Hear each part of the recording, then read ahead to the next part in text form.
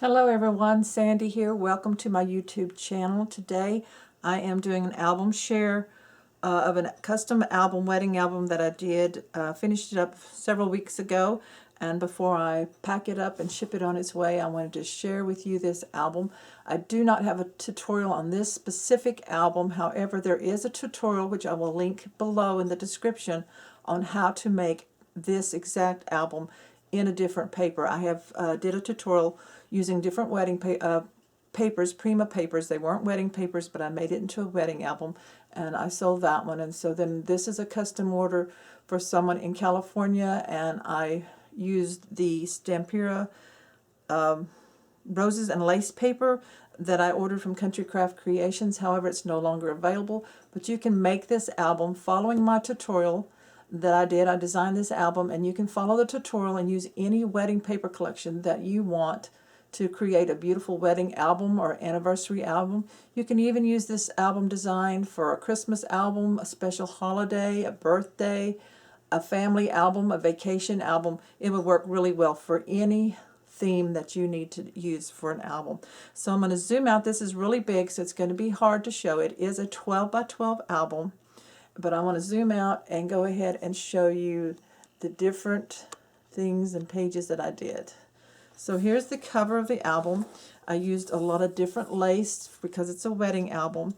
Different flowers here. I have a cluster here with some pearls. Because it is more of a rustic type paper line with roses and lace.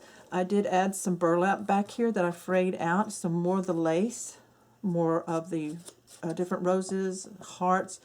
I ordered some wedding chipboard stickers, so I've used them throughout the book. I'm not positive, I can't remember. I think they were Echo Park. So this says Forever and Always. I used the frames from that chipboard, Mr. and Mrs. Put a picture of them inside of the couple, and then I used a lot of pearls and different stickers. Cardstock. I used the artisan cardstock from Country Craft Creations in my albums, and then I added in just different layers like that. So on the back side, what I like to do in a wedding is I put lace. This is more lace here on the spine. It has a really wide spine. I think it's 4 inches, 4.5. Then I add the charm holder piece, and I tie in lots of pieces of lace and ribbons. And then on the smaller ribbon, I add charms. I have a lot of heart charms here. I bought a charm bracelet at we call it a flea market, at a trade day. And just took the bracelet apart and added all these charms. This one says love. And here's some more in here. Love. A key with a heart. Another small heart. And this whole piece here has pearl charms and heart charms. And I just love how it turned out. So all the pretty lace here, when you stand it up, let me see. I don't know if I can show it. Anyway, this is the way it looks on the back. It's just really, really pretty with the charms hanging down. So the very back side, the lace comes across again here and on the spine. And then I put a sticker that says Forever and Ever. So I just love this paper collection, how it turned out. It's not a wedding album paper, but it certainly works well for one. So this album is kept closed with a double tie. I have the lace and then the sheer ribbon. This ribbon is available from Country Craft Creations. I use different laces that I find in different places, estate sales, for my projects. So any lace that you have that would work would be just fine. So I'm going to open this up and try to slide this so you can see. So let's see here. This is the inside cover.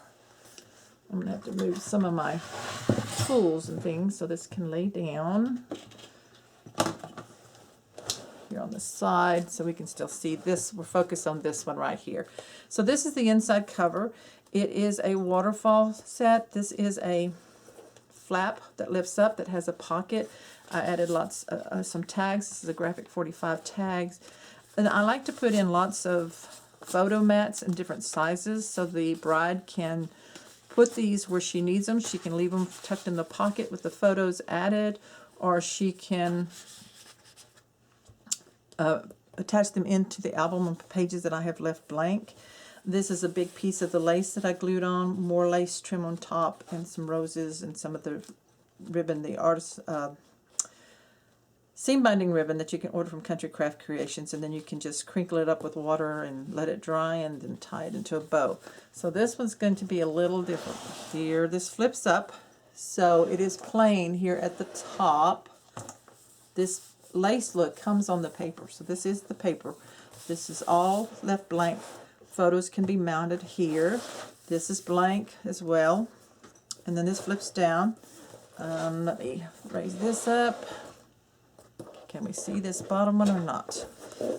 This is a tuck spot tag with a photo mat behind it so the photo can slide in and attach.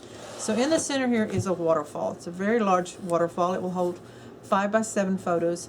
It is just left plain on the inside with a bit of the paper on the bottom. So there's lots and lots of room for photos here. As you see, we just flip that up. So this comes up and this attaches down with a magnet. Page 1 is a flip out. I did a large 8 by 10 photo mat here for this. I used 2 heart charms and made a string closure that just unravels like that. And then this will flip up, so you can put a photo here on this side if you wanted to. Your 8 by 10 here. I used more of the lace that I had, the lace trim. This flips open, so you have a double spread. I did mat the photo mats here on this page. This is a flip up photo mat. Here I have a belly band with more loose photo mats that can be used, an 8 by 10. Different smaller ones down here, and this is a tuck spot down here at the bottom. If you can see that. Let me slide it a little bit. There we go. So this closes up, this comes down, and then this string wrap just wraps right here. You see over and around. There we go. And so I've got 2 little charms hanging on that. So I loved how that turned out like that. So you flip this page on the back, which would be your page 2. I have the same as the tutorial that you will see. I put 3 photo mats here. This is a pocket see-through. You can order this from Country Craft Creations, or you could at the time I made the album. I added some of the lace trim, some of the chipboard stickers that I bought, and this is a booklet that has a magnetic closure. It flips open, and you can add in photos. I made some pockets. Now this one I think I did a little different from the original tutorial. I added, I think, the pockets all here. I slid in some photo mats and then added photo mats here. And this just opens up. You have lots of space to add photos. And that closes up with a magnet closure. And then this just slides right into this pocket just like that. So it's a nice place to hold that. The next, page 3, is a large belly band in which I added a lot of photo mats that can be added anywhere, or just add photos here. And in this large pocket I have a photo folder, so you can put 8 by 10 photos in here, lots of single photos using these photo mats if you wanted to, photos on the back, and this slides into this pocket right here like this. And then flip it over. We have a double page spread here that matches. This just has a tuck spot here that I made out of the tag that I cut out of the paper. Right here. So that just sticks in like that. And then there's also one here on this side. It just has a small tuck spot, so it's not really big. And then this flips up. So there's lots of room here in this album. So I left all of this without anything in it. So a lot of those extra photo mats can go in here, and it's held with a magnet. So that just snaps down there, and this one does the same. So you see it has plain double, very large pages here for this album. So the next page is the same as we've seen before.